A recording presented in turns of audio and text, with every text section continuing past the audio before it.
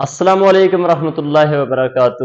عزیز طلباء، امید ہے کہ آپ سب لوگ بہت اچھے پیارے پیارے ہوں گے۔ بہت عرصے کے بعد ہم نے اپنے یوٹیوب لیکچر کا سلسلہ دوبارہ شروع کیا ہے، کیونکہ بیچ میں آپ لوگوں کے امتحان ہو چکے تھے، تو پھر امتحان ہو جانے کے بعد کوئی تھوڑا ہی نہ اپنا نیٹ ضائع کرتا ہے، کیونکہ ہمیں سیکھنے سکھانے کی جستجو صرف نمبرات تک ہوتی ہے، ہمارا سیکھنے کا عمل صرف نمبرات تک ہے۔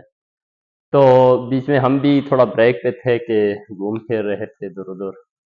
ہم نے کہا اب دوبارہ آپ کے لیے کام کرنا شروع کر دیں۔ بیٹا ہمارے پاس سیکنڈ ایئر کا نیا ایڈیشن آیا ہے، اور نئے ایڈیشن میں چونکہ ابھی تک کتابیں نہیں ہیں، لیکن ہمارے پاس غزل کا مطلع موجود تھا، تو ہم نے وہاں سے اس کا ڈیٹیل پوری غزل اٹھا لی، اور ہم نے اس کے کچھ لیکچر آپ کے ساتھ شیئر کرنے۔ خواجہ میر درد 1720 میں پیدا ہوتے ہیں اور 1785 میں ان کی وفات ہوتی ہے، اور بڑا یاد رکھنا دہلی میں یہ پیدا ہوتے ہیں، اور خاص مغلیہ سلطنت کا جو زوال کا زمانہ ہے وہ کچھ اسی زمانے سے شروع ہو رہا ہے۔ اردو غزل کے یہ مشہور شاعر ہیں، لیکن کون سے؟ صوفی ازم کے شاعر باقاعدہ طور پر، یعنی کہ ہم اگر دیکھیں تو خواجہ میر درد نے اپنی شاعری کو تصوف کا رنگ دیا۔ اگر ہم ان کے والد گرامی کی بات کریں تو ناصر اندلیب جو ہیں بیٹا بڑے مشہور صوفی بزرگ شاعر، اور ہم خواجہ میر درد کی شاعری میں دیکھیں تو تصوف کا رنگ ہے، پھر ترک دنیا کا موضوع ہے، یعنی کہ یہ چیزیں ہمیں ملتی ہیں، پھر معرفت اور روحانیت کا ذکر ہے، اپنی ذات سے آشنائی اور روحانیت، پھر ان کی شاعری کا جو رنگ ہے سادگی اور سلاست، سادی باتیں اور سمجھ فہم و درک سے تعلق رکھنے والی، اور سلاست کہہ سکتے ہیں، یہ لفظ ملا میں غلط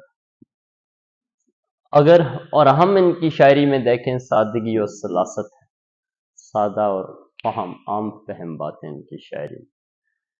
پہلا شعر ہمارے نصاب میں ہے، غزل کا پہلا شعر ہے، جو غالباً بہت سارے لوگوں کو یہ شعر آ رہا ہوتا ہے، 2, 3, 4 کلاس کا بچہ بھی شعر پڑھ رہا ہوتا ہے کہ جگ میں آ کر ادھر ادھر دیکھا، تو ہی نظر آیا جدھر دیکھا، میں اس دنیا میں آ کر جہاں کہیں نظر ڈالتا ہوں، اے میرے مولا مجھے وہاں تو نظر آتا ہے۔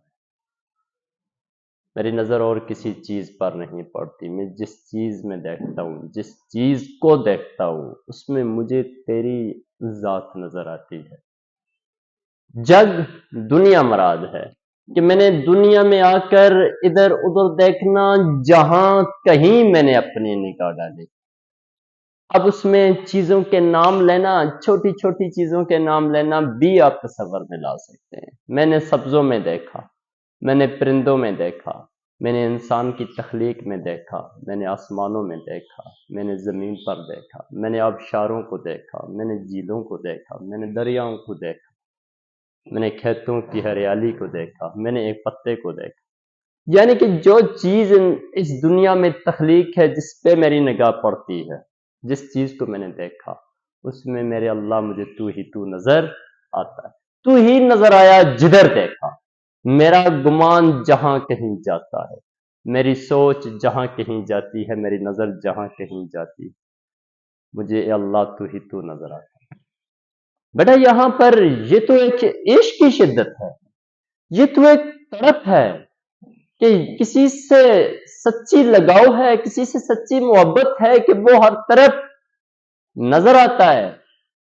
میں نے کہا کہ میں مفہوم کی شارٹ سی بات کی، میں نے اس دنیا میں آ کر جس سمت میں دیکھا مجھے اللہ ہی نظر آیا، میں جس جانب دیکھتا ہوں، میں جس طرف دیکھتا ہوں، مجھے اللہ ہی اللہ نظر آتا ہے، کیونکہ اللہ ہی اس کائنات کا تخلیق کرنے والا ہے، اس کے ہر رنگ بو کو تخلیق کرنے والا ہے، اس کے اجالا و تاریکی کو، اس کے موسموں کو، اس کی خوبصورتی کو پیدا کرنے والا اللہ ہے. تو میں جس چیز میں دیکھتا ہوں مجھے اللہ ہی اللہ نظر آتا. کہا کیا؟ وحدت الوجود کا نظریہ ہے شعر میں کہ اللہ ایک ہے، لا الہ الا اللہ، اور ہر طرف اللہ ہی اللہ ہے.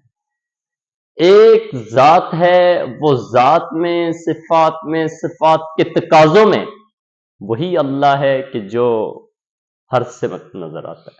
پھر توحید کا فہم و ادراک ہے، جیسا کہ ابھی ہم اوپر والے میں بات کر سکتے. اوپر تو آپ نے کہا ذات ذات، صفات صفات، ذات اور صفات کے تقاضے، یعنی کہ اللہ ہر طرف. پھر توحید ہے، یعنی کہ لا شریک ہے اللہ. یہ سوچ ہے شاعر کی، یہ شاعر کا خیال ہے، اور جو حقیقت ہے کہ اللہ ایک ہے.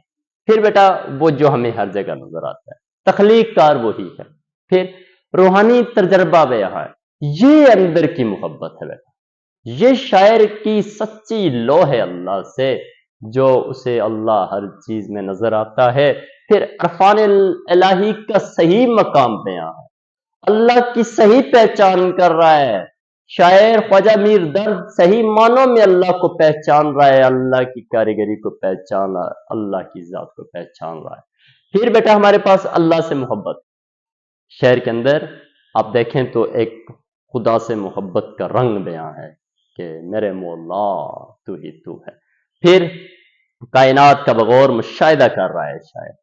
بیٹا یہ آسان سا شعر ہے، لیکن جو رنگ ہم نے یہاں پر لکھے یہ رنگ بہت بہت پیارے ہیں. پھر کیا کہا؟ کائنات کا بغور مشاہدہ ہے. صحیح معنوں میں کائنات پر غور کر رہا ہے شاعر.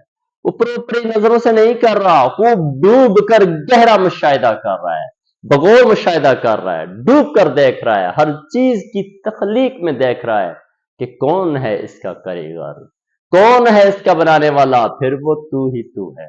ٹھیک ہے بچوں، مجھے امید ہے کہ یہ جو پوائنٹ میں نے لکھے ہوئے ہیں ان پر اگر آپ بات کریں تو آپ کی تشریح بہت جامع اور بہت بہترین بن سکتی ہے ایف ایس سی لیول. بیٹا میں نے دو تین شعر یہاں پہ لکھے. پہلا تو بلے شاہ کا، بابا بلے شاہ کا شعر لکھا، بڑے مزے کا شعر ہے. رب جانن والیاں نو رب ہر تھائیں ویکھن، رب جانن والیاں نو رب ہر تھائیں ویکھن، جڑے انے اوہو رب نو کعبے وچ لبن. کیا کہا؟ رب جانن والیاں نو رب ہر تھائیں ویکھن، جڑے انے او رب نو کعبے وچ لبن. جو نبینا ہے وہ تو رب کو کعبہ میں تلاش کر رہے ہیں. اور شعور والوں کے لیے اور اللہ کو جاننے والوں کو تو اللہ ہر جگہ پر نظر آتا ہے، ہر جگہ ان کے لیے موجود ہے. دوسرا ایک شعر ہے کہ کوئی تو ہے جو نظام ہستی چلا رہا ہے، وہی خدا ہے. دکھائی بھی جو نہ دے نظر بھی جو آ رہا ہے، وہی خدا ہے. تیسرا شعر ہمارے پاس ہے، کائنات کے ذرے ذرے میں تیری ہی نشانی ہے، جدھر بھی نظر دڑائی وہی تیری ہی کہانی ہے، ہر طرف تو ہی تو ہے. بیٹا اس شعر کے اندر ہم نے کچھ 3 فنی محسن یعنی کہ علم البدی کے حوالے سے یا علم بدی کے حوالے سے 3 پوائنٹ اٹھائے، 3 صنعتیں. نمبر 1 تکرار، صنعت تکرار. بیٹا صنعت تکرار ہم کہاں ڈھونڈ رہے ہیں؟ کہ دیکھا دیکھا. ہم یہاں پر لکھ سکتے ہیں کہ تکرار ہے دیکھا دیکھا. نمبر 2 ہم نے لکھا صنعت تضاد ہے. تضاد کے سلسلہ آپ یہاں سے دیکھ سکتے ہیں، ادھر ادھر جدھر. بلا کہ یہ لفظ ہمارے پاس ہاں تضاد کے الفاظ ہم دیکھ سکتے ہیں، ادھر ادھر. ادھر ادھر یہ تضاد کے لفظ آ رہے ہیں، ادھر ادھر. یعنی ایک ادھر کا لفظ ہے ایک ادھر کا لفظ ہے، تو یہ تضاد میں جا رہے ہیں۔ پھر ہمارے پاس ہے، ہم نے سند لکھی مرآت النظیر، بیٹا ڈھونڈی جا سکتی ہے۔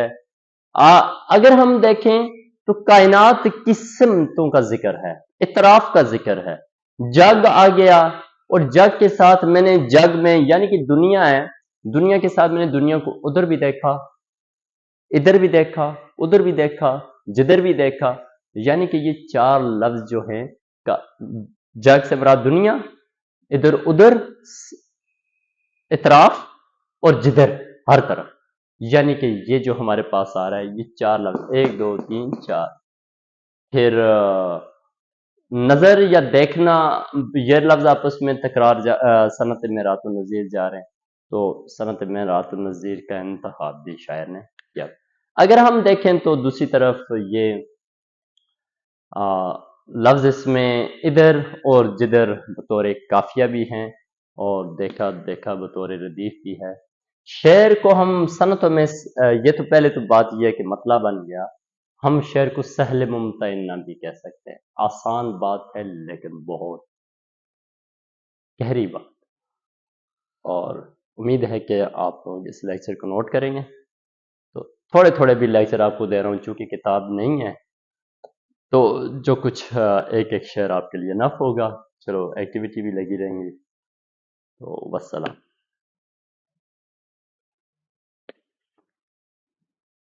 کوئی